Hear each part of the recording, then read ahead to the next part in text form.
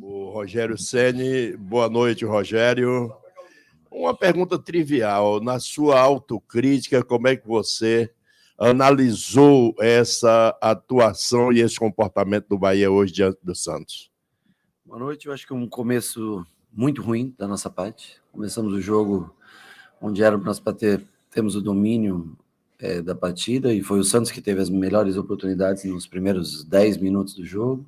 Acho que o jogo depois se assentou, começou a ficar um jogo bem mais parelho. Nós também tivemos as nossas oportunidades de gol. Já no segundo tempo, desde o começo, Bahia melhor, controlando o jogo, conseguiu fazer seu gol mesmo e continuava jogando bem. E aí vieram duas bolas paradas que não se pode. Nós temos que estar um pouco mais concentrados para não sofrer gols desse tipo, né? Então, assim, um jogo regular, não foi um grande jogo que nós fizemos, apesar do esforço de todos os atletas, da dedicação de todos eles, mas nós temos que, principalmente essa bola parada defensiva, temos que treinar mais esse posicionamento. E o começo do jogo, para mim, foi muito abaixo do que a gente esperava. Depois, no meio do jogo, o time conseguiu desenvolver bem o que queria, conseguiu criar boas oportunidades, controlar bem o jogo, mas infelizmente a gente sai daqui derrotado. Era uma grande oportunidade que nós tínhamos de somar 6 pontos e sair de uma situação complicada. A gente retorna para essa situação complicada e vai ter que trabalhar para enfrentar um adversário difícil, que é o Flamengo, na próxima rodada. Bem, Ceni, eu queria saber de você, o que é que levou você a deixar o Everaldo praticamente durante todo o jogo, já que o torcedor do Bahia percebe que o Everaldo não vive um bom momento, né? Lá no Curitiba ele jogou e hoje novamente a torcida acabou vaiando a saída do jogador. Qual foi a sua intenção em permanecer com o Everaldo? Minha intenção é que eu vejo ele como um melhor jogador da disposição do ataque, nessa função de camisa 9. Tentou, batalhou, no momento que eu achei que ele cansou, entrou o Vini, entrou no lugar dele para tentar fazer a proximidade da área, finalizações. Desculpa, eu, dentro do elenco que foi montado aqui, acho ele um jogador interessante, acho ele um jogador importante, por isso foi escolhido para jogar em Curitiba, apesar de não ter feito gol, mas participou de muita proteção de bola, ajudou de todas as maneiras possíveis. Nós temos que dar força, gente, para os jogadores que nós temos. O elenco que foi montado está aqui, e nós precisamos de apoio de todos para esses jogadores. São esses jogadores que vão ter a obrigação e a oportunidade de tirar o Bahia dessa situação incômoda até o final do campeonato. Rogério, boa noite. Hoje completa uma semana do seu primeiro treinamento com o Bahia, pouco tempo para trabalhar, mas já 2 partidas aí em cima, o calendário é impiedoso, né? Impõe aí esse ritmo para vocês. Agora, com 12 dias para trabalhar até esse jogo contra o Flamengo, qual vai ser o foco nesse trabalho? E outra coisa, os erros também de construção da equipe nesses 2 jogos, o processo de adaptação ao trabalho, né? Acho que sim, eu acho que nós erramos muitos passos hoje. Não conseguimos ter uma aproximação, como foi o jogo do Curitiba, de fazer essa bola rodar com mais qualidade. E o gramado daqui estava muito bom, hoje não podemos nem reclamar, dizer que foi o gramado, qualquer coisa assim, mas acabamos não tendo aproximação, e quando você não se aproxima, os passes ficam muito longos para você fazer, e a chance de errar um passe, se der contra-ataque ao adversário, ela passa a ser maior. Então, eu acho que isso nós podemos tentar melhorar, realmente, né? Nós temos pela frente um adversário difícil, que é o Flamengo, né? Independente da situação que esteja, no Rio de Janeiro é um adversário difícil de se enfrentar, mas vamos ter tempo ao menos de se preparar melhor, tentar evoluir nesse sentido, né? E principalmente nas bolas paradas. Nós, de uma maneira ou outra, nós vamos ter que evoluir, porque nós não podemos ceder 2 gols, vencendo o jogo, ceder 2 gols ao adversário, e 2 gols de forma parecida, uma bola para lá, volta para dentro da área, ou seja, nós precisamos trabalhar bastante isso também é minha responsabilidade, trabalhar e fazer com que a equipe evolua nesse sentido, e é o que nós temos, são várias coisas que nós precisamos fazer, mas nós temos ao menos 8 ou 9 treinamentos antes de chegar a esse jogo contra o Flamengo e depois contra o Goiás. Uma pena, repito, uma pena conseguir uma vitória tão importante fora de casa e não poder dar essa sequência de vitórias para que o Bahia respire mais aliviado. Rogério, a partir de agora você vai ter 10 a 9 dias, né, para armar a equipe, depois mais 7 dias, Sim. depois novamente 10 dias. Sim. O que é que você pretende modificar nesse time? Você vai fazer modificações de atletas ou até do sistema tático do time? Não, o sistema... Nós temos duas alternativas aqui praticamente para jogar. Ou são com pontas muito velozes de transição, jogo de transição, ou tentar fazer um time que possua um pouco mais a bola, cadencie um pouco mais o jogo e não ofereça tantas oportunidades ao adversário. Para que isso aconteça, como foi perguntado, nós precisamos melhorar a qualidade de passe, entrega de bola, movimentação, estar mais próximos um dos outros, né? Então, é o que eu pretendo tentar desenvolver. Com relação a atletas, a gente vai experimentando todos os dias os jogadores, alguns ficam fora por causa de cartão, né? Podem retornar, outros a gente espera jogadores que estão lesionados. Hoje o Cittadini não pôde estar, estava com uma dor no tornozelo, não pôde estar com a gente no jogo, Rezende não pôde estar pelo terceiro cartão amarelo, Cauli não pôde estar porque tem uma lesão e a gente não tem ainda a certeza dele estar de volta, mas nós temos que encontrar soluções, porque senão agora o campeonato novamente, toda essa gordurinha que nós ganhamos em Curitiba, hoje nós deixamos para trás. Rogério, boa noite. O Bahia hoje voltou a sofrer com um problema que já sofreu nesse ano, que foi as bolas paradas, né? 2 gols de bola parada. Queria saber, nesse pouco tempo que você já tem à frente do comando técnico, se você já começou a colocar o seu estilo de bola parada, tanto ofensiva como defensiva, se você já trabalhou isso, e sobre o Luciano Juba, o Juba hoje entrou no lado direito do ataque, né, no lugar do Ademir.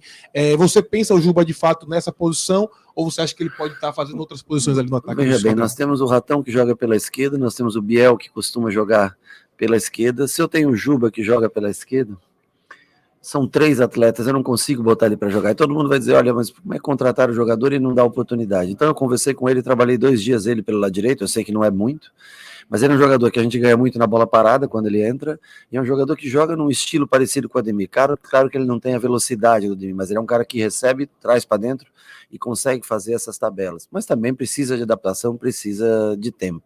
Com relação às bolas paradas, nós trabalhamos muito bola em movimento da linha defensiva para ver cobertura dessas linhas, né?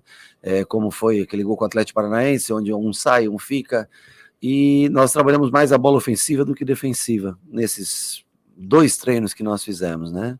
Mas a gente vai ter que dar atenção, principalmente as bolas frontais, o cara de pé direito, é claro que ele vai colocar uma bola cruzada.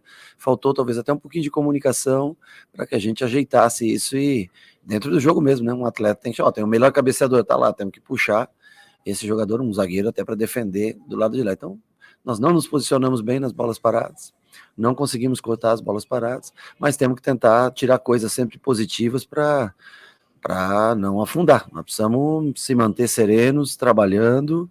O jogo próximo é difícil. Esse jogo, para mim, é muito difícil aceitar a derrota. Principalmente no time que está à frente, até o minuto, faltando 15 minutos para acabar o jogo, está à frente. Nós temos que aprender a valorizar essa vitória momentânea, esse triunfo momentâneo, para que a gente sustente essa vantagem até o final do jogo. Acho que esse é o principal, amadurecer para manter vantagem até o final do jogo. Boa noite, professor. No jogo passado você não teve o Vitor Hugo, ele cumpriu suspensão pelo 3º amarelo e voltou hoje. Eu queria que o senhor falasse a respeito das 2 modificações da equipe, né? A volta do Vitor Hugo se pôr apenas pelo cartão, mesmo o Raul jogando lá em Curitiba, e a diferença do Acevedo no meio-campo, no lugar do Rezende, o quanto modificou essa saída de bola que o senhor falava agora há pouco. Bom, tanto o Vitor Hugo quanto o Raul são canhotos. Eu prefiro sempre um canhoto jogando pelo lado esquerdo, na hora de construir é melhor, ele estava sempre com o corpo melhor posicionado. Um jogo jogou o Raul, agora jogou o Vitor Hugo, e eu prefiro sempre usar um canhoto do que improvisar um destro. Né, isso, eu acho que os 2 têm capacidade de jogar, então nós vamos escolher sempre aquele que tiver melhor nos treinamentos e que cumprir melhor a função. E do lado direito nós temos o Canu, que vem costumeiramente jogando, e nós temos Gabriel, temos Marcos Vitor, temos jogadores para o Duarte que está voltando também. E no meio a principal diferença é a bola aérea. Lá em Curitiba nós pegamos um time alto, mas o Rezende ele tem uma bola aérea que ajuda muito, estabiliza um pouco mais a defesa nesse tipo de jogada, né? O Acevedo é um ótimo jogador também, de toque de bola, cobriu muito espaço hoje, né? O Iago e o Tassiano subiram demais, ele ficou meio sozinho cobrindo espaço, ele tem mais dinâmica até talvez do que o Rezende, mas a bola aérea, um volante alto, um volante acima de 1,80 m que joga frente à zaga, ele te ajuda muito nesse tipo de jogo para não tomar esse tipo de gol como foi hoje. Rogério, boa noite. Seu próximo adversário, o Flamengo, tem uma uma outra competição para disputar no meio do caminho. Você acha que pode favorecer os seus 11 dias de treinamento e o foco deles em outro objetivo pode favorecer ou ter algum desdobramento positivo ou negativo no futuro? Acho que não, porque há uma distância grande do jogo. Se eu não me engano, o jogo acontece dia 24, o nosso é dia 30, né? São 6 dias de diferença, ou seja para um título ou para uma derrota, há tempo de você se recuperar, treinar, descansar e jogar a partida. Eu acho que não vai ter... Nossa, eu preferia ter um jogo daqui a 6 dias do que a 11 dias, para ser sincero, porque principalmente quando você tem uma derrota, deixa uma imagem negativa, é sempre bom você ter um curto espaço de tempo, ou que seja suficiente para treinar o time, recuperar os jogadores e já voltar a jogar. Esse espaço de tempo seria muito legal de vivê-lo com a vitória, com o triunfo. Desculpa que eu sempre me atrapalho aqui, peço desculpa a vocês que eu não estou acostumado, mas viver 12 dias com uma derrota é sempre muito ruim. Fica uma imagem ruim, né, para com o torcedor, a gente também fica abatido, mas nós temos que, a partir de amanhã eles descansam, a partir de depois de amanhã, temos que começar a se preparar, tentando ver como o Flamengo pode jogar para que a gente consiga se apresentar melhor, e nós temos que trazer pontos, porque o campeonato vai chegando à reta final, e infelizmente, por não ter vindo esse triunfo, a gente volta a ficar num bloco que é bem desagradável estar. Boa noite, Rogério. Na sua apresentação, você falou sobre simplificar as coisas. O Bahia vive um momento no campeonato que é difícil você ter esse tipo de tomada de decisão, porque a ansiedade para sair da zona de rebaixamento aperta o psicológico do atleta, o mental do atleta, do grupo inteiro, enfim.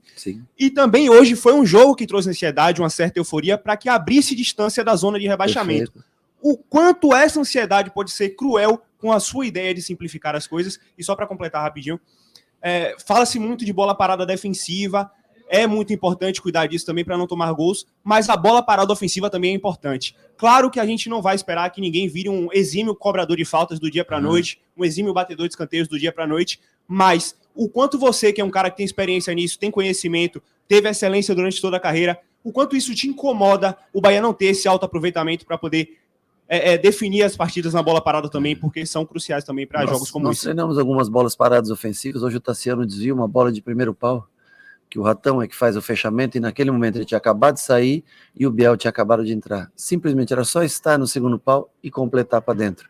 Ou seja, a bola foi treinada ontem, esse tipo de bola, com o Ratão.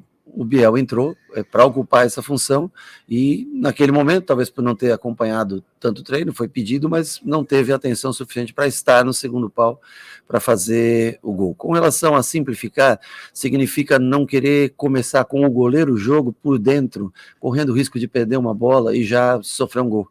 Então nós temos que simplificar muitas vezes, se for necessário, tira a bola longa e a partir da segunda bola, sim, a gente tenta construir o jogo. Mas repito, não fomos felizes na qualidade do passe hoje, e não podemos reclamar do campo, porque o campo era um bom campo para se jogar, o gramado estava bem cuidado para se jogar no dia de hoje. Rogério, boa noite. A situação complicada que você citou agora há pouco, a pressão de jogar em casa com a Fonte Nova cheia, isso atrapalhou o time na decisão do último terço? Não, eu acho que muito pelo contrário, é sempre um prazer jogar com a torcida aqui, é bonito, é um estádio que fica cheio e traz energia positiva para a gente. Nós não temos, e não devia se ficar nervoso, muito pelo contrário, devia se aproveitar, devia se usufruir do que o torcedor oferece para a gente aqui. Agora, é a parte mais difícil do campo de se jogar, é a parte onde é mais povoado, onde o adversário mais defende para você, e mesmo assim nós entramos e tivemos as nossas oportunidades. Mas eu vejo muito pelo contrário, eu vejo a presença do torcedor como mais um motivo. O torcedor se vê representado naqueles caras que estão dentro do campo. Ele gostaria de ser um daqueles caras que estão no campo. Então, a responsabilidade é claro que se carrega, mas tem que usufruir dessa energia positiva que o torcedor traz para a gente nos jogos aqui. Boa noite, Rogério. Você tem 2 centroavantes, sua primeira pergunta, né, falando sobre o Everaldo e o Mingote. São 2 jogadores que estão sendo muito cobrados pela falta de efetividade e de produtividade ao longo do Brasileiro, né? A melhor parte dos números de Everaldo ela vem no primeiro terço da temporada até aqui. Você pensa em utilizar o Ratão naquela função, já que você tem Você também comentou que você tem muitos jogadores que atuam ali pelo lado esquerdo, e o próprio diretor de futebol falou que estava trazendo o Ratão por essa opção, e você também, na sua coletiva, falou dessa possibilidade. Você pensa em utilizá-lo nessa função? Olha, um dos treinos que eu fiz, eu utilizei ele como 9, tá? Eu experimentei ele como 9, jogando, acho que nesse treino o Biel trabalhou pelo lado esquerdo, né? O nosso time, quando não joga o Rezende, por exemplo, é um time de estatura baixa. É um time que, se você tirar o Everaldo, que é um jogador que tanto ataca muito bem a bola, quanto na parte defensiva dos escanteios, ele defende muito bem, você acaba perdendo o jogo em bolas paradas. Hoje, com eles em campo, acho que, se eu não me engano, é bem na hora que o Everaldo sai, se eu não me engano, que eu faço as trocas, é que o gol acontece logo em seguida, né? Então, assim, você tem que ter um equilíbrio de altura e força. Por exemplo, o Biel é um jogador muito leve, né? Talentoso, leve, não contra um, mas na hora do corpo a corpo, o Ratão ele sustenta melhor a bola, ele ajuda melhor. Então, assim, nós não podemos também fazer um time com um biotipo que seja muito leve, que seja atropelado fisicamente no jogo. É uma possibilidade no futuro do Ratão jogar parte do jogo, começar o jogo? Mas eu ainda acho que o Everaldo pode nos ajudar. E eu repito, são mais 14 agora, né? 14 jogos que nós temos pela frente. Ou nós apoiamos, nós como um todo, até vocês da mídia, eu entendo as cobranças, críticas, perguntas de qualquer tipo que vocês façam, mas ou nós apoiamos esses caras, ou nós vamos perder jogadores que podem ajudar a gente a sair dessa situação. A pontuação é muito baixa ainda nesse momento, o Vasco tem 2 jogos a menos, o Santos igualou o número de jogos, mas ficou só 1 ponto de diferença. O Goiás está junto com a gente, mas tem um jogo a menos. Quer dizer, a situação, até o dia 30, quando nós jogamos, ela ainda pode ser, ou deve ser, pior do que a que se encontra hoje. Então, ou eu apoio os meus jogadores, ou eu incentivo meus jogadores, e o torcedor, quando vier para cá, também ajuda esses caras, é esse grupo que está montado que vai até o fim. Então, assim, eu entendo as críticas, é difícil você apoiar o cara, não fez gol, fizeram poucos gols os dois, mas são esses caras que vão ocupar essa posição, são esses jogadores que vão tentar tirar o Bahia dessa situação incômoda que se encontra. Eu entendo todas as críticas, é uma democracia criticar, faz parte, mas eu acho que quando não se tem mais alternativas, o mercado fechou, é claro que nós temos que incentivar os caras que aqui estão. Eu farei o melhor por eles, porque eu sei que eu dependo deles e eles vão fazer gols importantes ainda para esse ressurgimento do Bahia nessa reta final. Valeu, Rogério. Obrigado. Valeu.